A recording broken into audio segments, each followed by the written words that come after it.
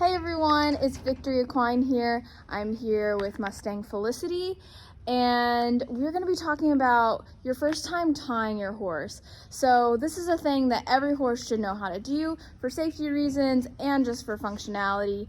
So I'm going to show you some of my techniques that I use when I first teach horses to tie, and I've progressed my methods the more I've done it to help prevent any issues, because the worst feeling you have as a horse owner or trainer is that horse that pulls back and freaks out on the wall, and no one ever wants to see that. The horse is ultimately panicked, you as the handler panic, and it's just not a fun situation. So obviously we can't completely guarantee that our horse doesn't do that, but there's some great exercises out there that we can ensure that we have a much better success and prepare our horse to give to that pressure before we're in a pickle. So I'm going to show you some of those things, and we're going to have a good time.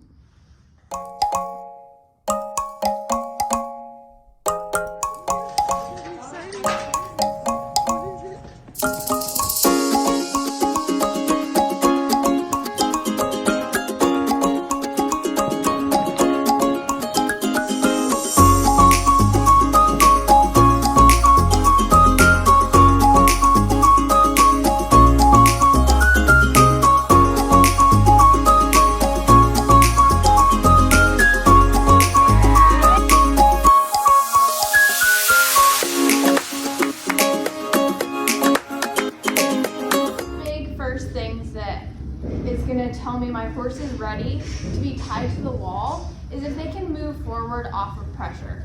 So obviously if your horse is not halter broke, you should not be tying yet, and if they're not giving to the pressure of the lead rope, you should not be tying.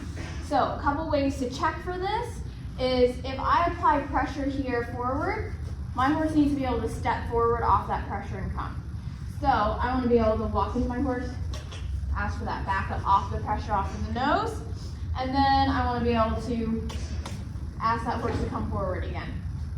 So when we get that collected, that's smooth, she's stepping off that pressure well, then we're going to move on. So I would make sure that this is really smooth,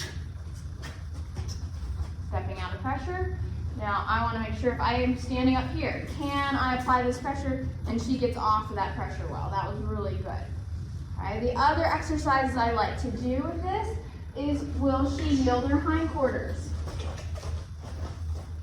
All of the pressure points my horse should be able to give off with a nose pressure. Okay, you want her to be able to come forward, come off of that pressure on her own, without helping me help her figure that out. So again, any place, any time, if I apply that forward pressure, this horse came in really not understanding forward pressure at all. She would follow and she liked being with me, but as soon as I would apply this pressure here, she would lock up and just plant her feet. So we've worked a lot on getting her comfortable with that in order to then progress into moving forward with me. Next exercise I like to do with my horse is with a flag, or today I have a bag on a stick. I like to send my horse between the wall and myself, and this is just a little sending exercise to get them comfortable being close to the wall before I tie them. And whether you're using a patient's pole or a post outside, make sure whatever you're tying to is solid, that they're not going to pull up out of the ground or whatever and drag it and that they hurt themselves, because ultimately we are the stewards of our horses, so we want to make sure that whatever we're asking our horses to do is going to be safe, and we put them into a position to be successful and comfortable with how the training goes. Send her between the wall and myself, and then I'm going to yield her and ask her to come back through. Okay, I'm going to yield her hindquarters. Good. I'm going to go underneath the lead rope, and then I'm going to send her back over. Back to her shoulders. So we want to get that a little bit more relaxed. My clumsy hands, good. Yield the hindquarters, under. There we go. We want this to be nice and smooth. Tip. Beautiful. Good. and sending back over. No, so there she's wanting to go through. I'm just gonna keep the pressure. And then once she goes through, take that pressure off. Yield, good.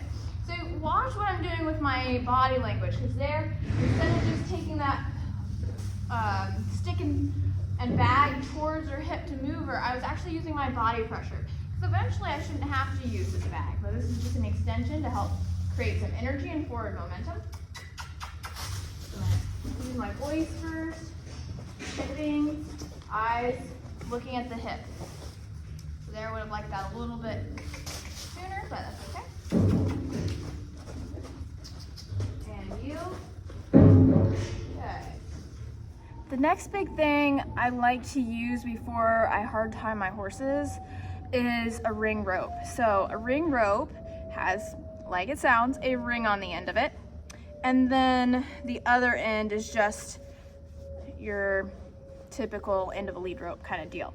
So I'm going to show you how I put this on the horse, because it's going to alleviate any pressure points on the pole of the horse. So if the horse freaks out, you don't want them to yank their poles out of place, because that's really painful. It's going to set the rest of your training back.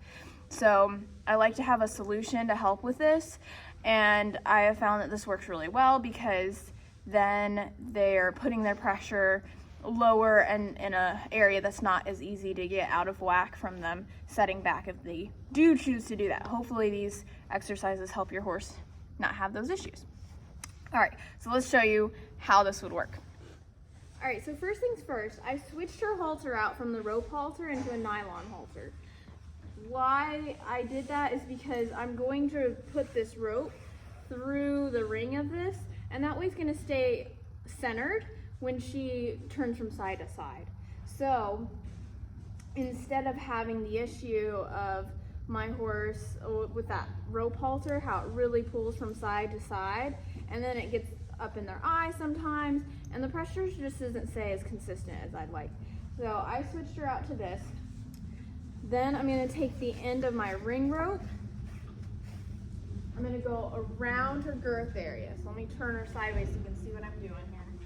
All right, so I'm placing this rope over her belly into the girth area. So I'm picking up my ring.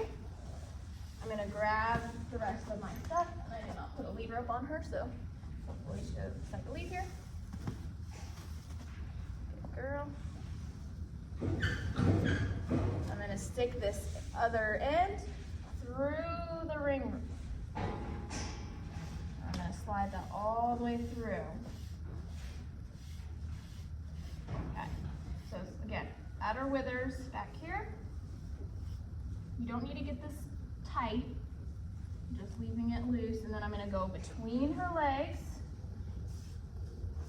This is a time to work on desensitizing the legs to the rope. And then I'm going to take the end of this and go through the ring. Okay?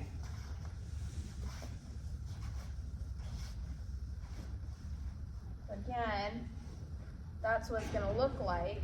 We have ring, rope around the belly, and this is going to slide really nicely. So when she backs off that pressure, it's going to loosen, everything becomes relaxed, and then if she sits on it, it's just going to tighten around her belly rather than pulling up here on her pole. So that's going to keep her body a lot safer, especially if you have one that doesn't like to give as well.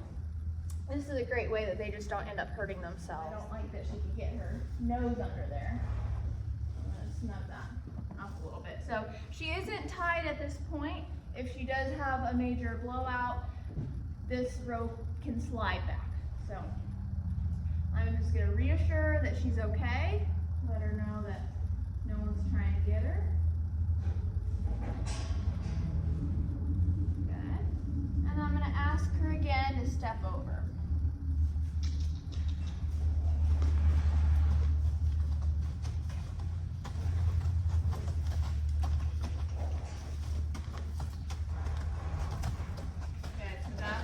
Why we don't want to tie it yet.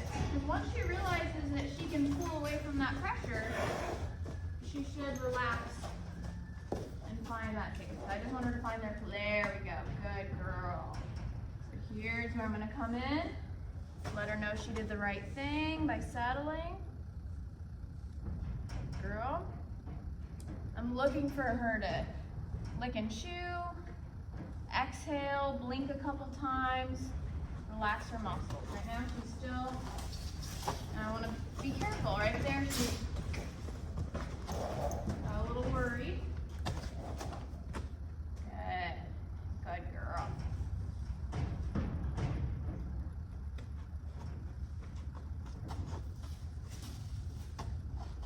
I want her to keep her hind end over on that other side.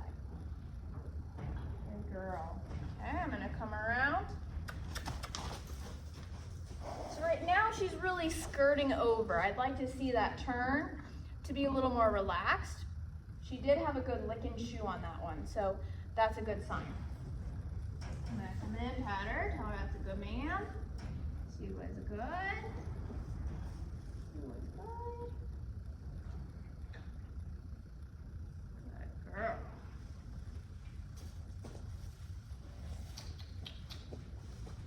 There we go. So that was a lot quieter. Oh, but we didn't want to come all the way up. So she almost wants to push back into me. Got to a point there. Good.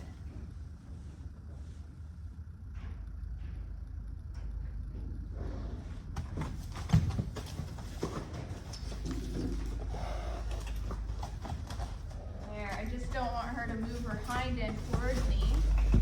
That. She needs to keep her hips to herself. Good girl. And there's lick and chew. Good. She's looking to me for reassurance. I'm going to give that to her. Good girl. Scary stuff.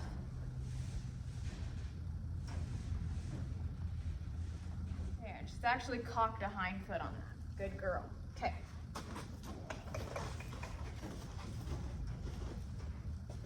That was really beautiful. So I'm going to give her a second to just process that.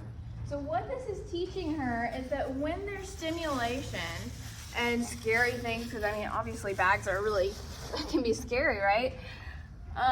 That she doesn't need to pull back to get the release. She can just yield and keep her eyes on the item. So rather than pulling back and having a total freight train type of accident, we can relax, come back, and know that I, as the handler, am going to take care of her. So you can see how quiet and relaxed her body language is now. She's licking and chewing. Her overall muscle skeletal system's the energy's kind of come down.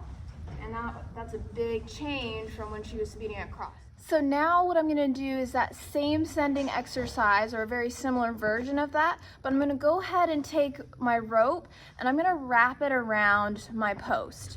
So I'm not gonna tie it, but I'm gonna go ahead and use it as leverage so she feels that pressure as if it was tied. But ultimately, if we get in a pickle, I can let the rope go and she's free to go, because I'd much rather that than her have an issue and, you know, injure herself because she pulls back and ends up freaking out. So I'm gonna show you what I'm gonna do next, and hopefully you can see what I'm doing. So another important note to add is that you should tie your rope, or in this case I'm not tying yet, place your rope up above. This is just so your horse doesn't, if your horse gets frustrated or whatever the reason, we want to make sure the rope's in a safe position, that they don't get their heads caught in it. We don't want them to wrap their necks around that rope. This is worse. And then we also don't want their feet to get wrapped up in it as well if they start jumping around. So back up, ma'am. Thank you. So I'm on a stepping stool now. So this rope is going to be quite a bit above her head. I'm going to go over and around the solid portion of the mounting, not the mounting block, the post here. And I'm just going to pull it all the way through. I'm not going to tie it. I'm going to leave, I don't know, what is this, about 1.5 feet length of rope here between her nose and the wall. So you can kind of see what it is. So that way, when she comes forward, she can find that release. There's going to be a little bit of tension if she steps back on that. Other thing to note before you start going further with this is make sure your halter is up on the bridge of their nose. Don't let it be down here, because again, if they fight this pressure, they can break that thin part of their nose down here if that halter is too low. So I always double check before I start. And also I've seen the halter go into their mouth if the halter's not in a good position. So make sure it's up on the bridge of their nose. The knots or the buckles should be here, right at that, where the bridge of the bone meets. So check all that stuff before, because again, the beginning stage of this is crucial to how your horse is going to tie in the future. So set your horse up for success. I'm going to hold the end of my rope, and then with my flag, I'm going to just ask her to yield her hindquarters over from side to side, and that way I know that she's able and willing to give to that pressure. So I'm also going to make sure that before I begin this, I'm taking note of my environment, that there's nothing that she could trip on or injure herself on as she swings her hind end around. So plan a good berth of space that is going to be big enough for her to have a good experience doing this. All right, so I'm going to just go ahead, add a little pressure here. Good. And at the beginning, you might have a lot of swinging. This is not her first time doing this, so I wanted to put a disclaimer on this. She's been here for a couple weeks now, and this is probably coming into her full first week of being tied. And so she has done these exercises, but she's still very new to them. Okay, then I'm gonna step under. Before I go all the way through though, I'm gonna ask her to go over, and the same thing, I want her to yield her hindquarters and her body the other way while giving that pressure. So by doing all of this stuff in hand, really set her up to be successful in doing this stage. So I'm gonna let her think about that, really praise her, tell her that she's good, because you're gonna be that energy that lets her come back down. So there's no rush. You don't need to be flinging her from side to side. Let her stop and think about it, pet her and reward her. We want time to be a calm experience. This is where they get groomed, this is where they get lovings, and there's really no rush. So I like to let them just think about it, because this is just as much part of the training as them moving around. Good girl. So I'm gonna now switch and cluck, step over. Good. Okay. So let me know in the comments below if any of these things worked for you, and what are some of your methods for getting your horses soft to tie and reliable. So I'd love to hear them below, and I would continue along with this with Felicity for another couple weeks before I hard tie her, because I, again, want to make sure that my horses are in the best care. I don't want to push them before they're ready. If she can show me this for 7 days in a row of being quiet and giving to that pressure, then I would say she's ready to fully hard tie. When you go to then say your horse isn't saddling yet either, remind yourself that you might have to go back a few repetitions if you're adding something new like a saddle pad or being tacked and things. So take your time, do your research, make sure you've done your homework, like all of the groundwork necessary, because lots of times these horses tie up just fine if you've done the necessary homework and they're actually really broke to lead. Like not just follow you, but really broke to lead. You're gonna have way more success than if you just pull them out of the pasture and try to tie them. So good luck to you guys in your tying adventures, and we'll see you all in the next video. Bye for now.